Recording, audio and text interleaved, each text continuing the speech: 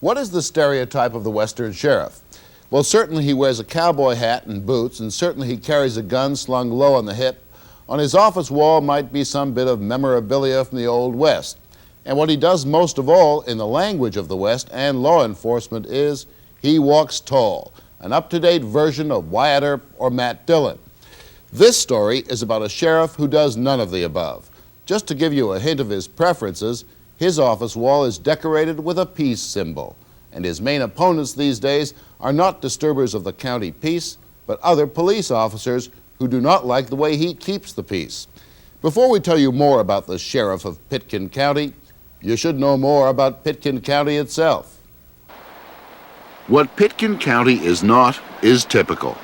What it has is what a good part of America and the world want: peace and quiet and sunshine, and air that tastes of nothing but air.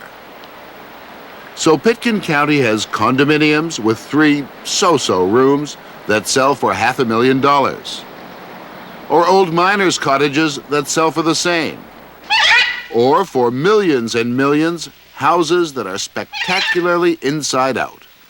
What is life without a swimming pool in the living room? What Pitkin County has above all is Aspen, Colorado.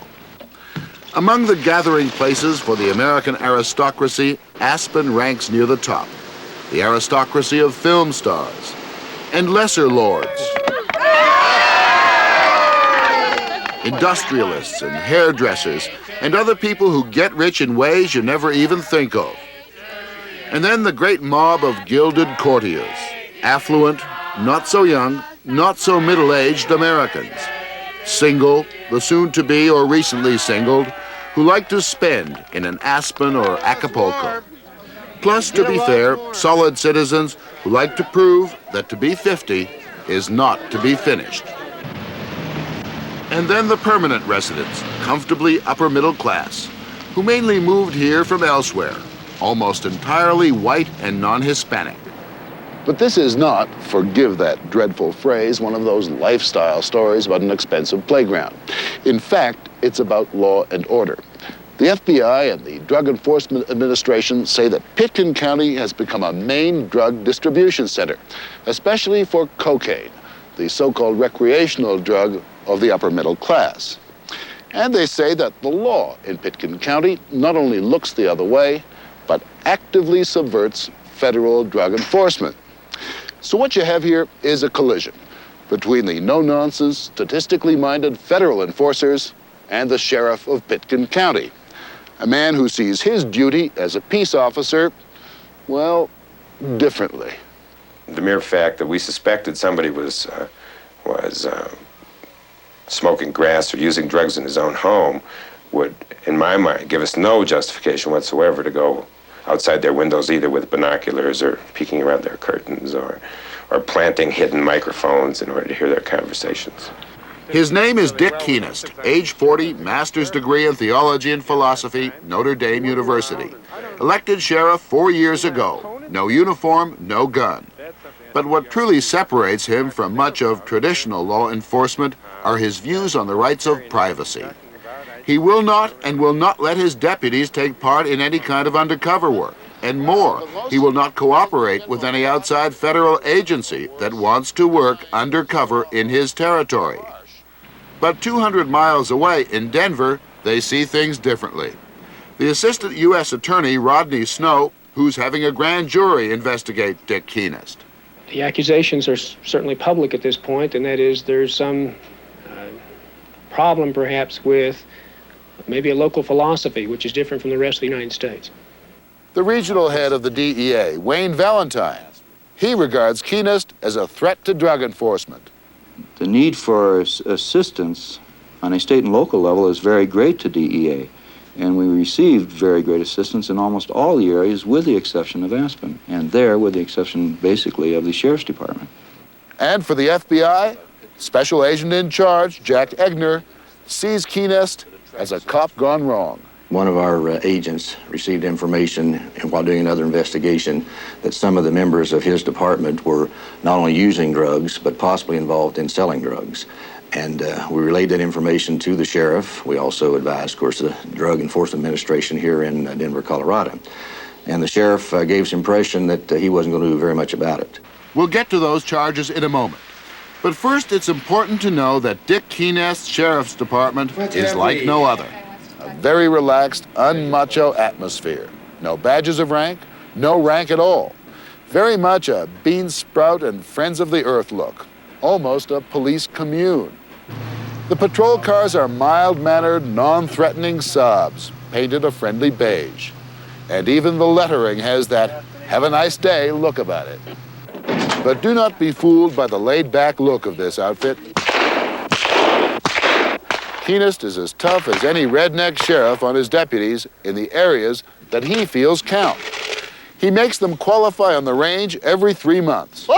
If they fail, they're confined to a desk. His rationale is that if they have to use the weapon, he doesn't want any innocent bystanders dead.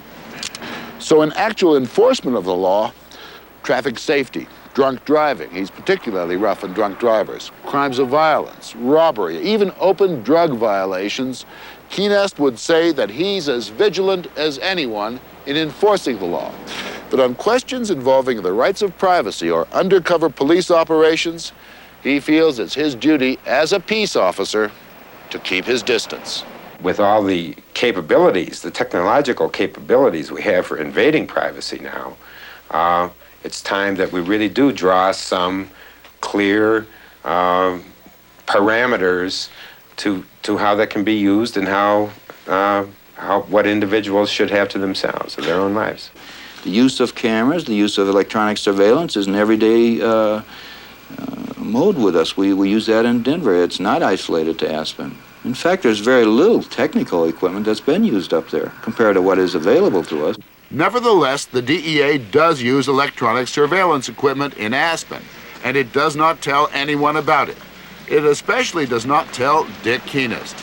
But in a place like Aspen, secrets are hard to keep. While we were interviewing Sheriff Kienast, something happened. Something was found in Pitkin County, and here it is, this electronic box. It was found by these two gentlemen. And what is this thing?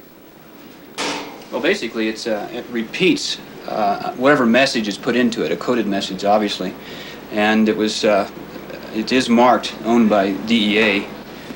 The box was used by undercover DEA agents to communicate with each other on a frequency where they would not be overheard by other law enforcement.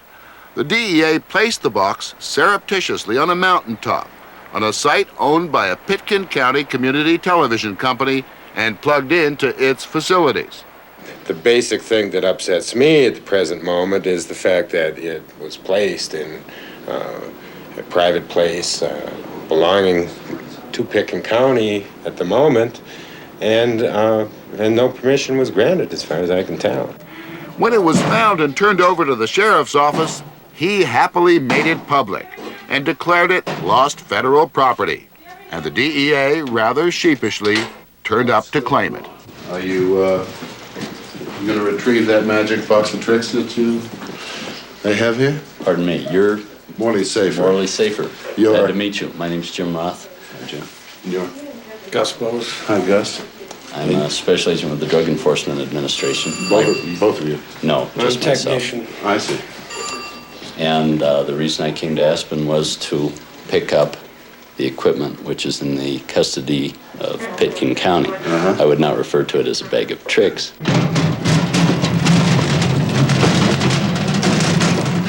If that kind of thing isn't enough to cause anger among the federales, consider this.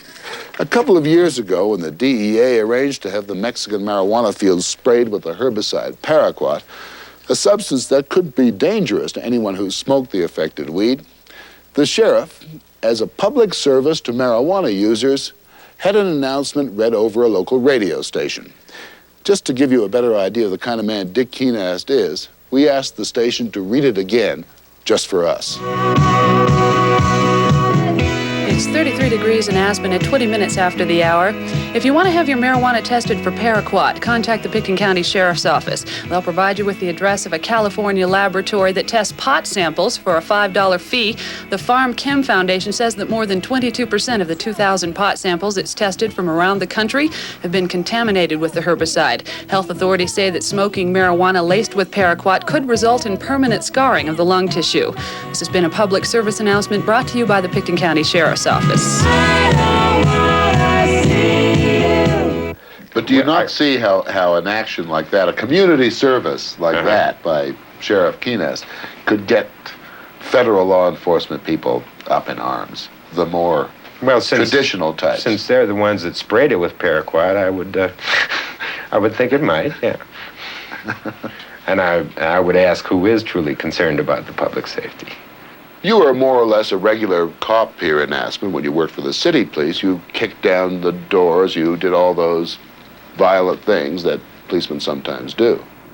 That was a very enlightening experience to me. Here you are, you go and you approach a door, you have 5 armed police officers, okay, with their guns drawn, one with a shotgun. Okay, you knock on the door and surprise the person to jump in and say, it's the cops. Everybody hands up.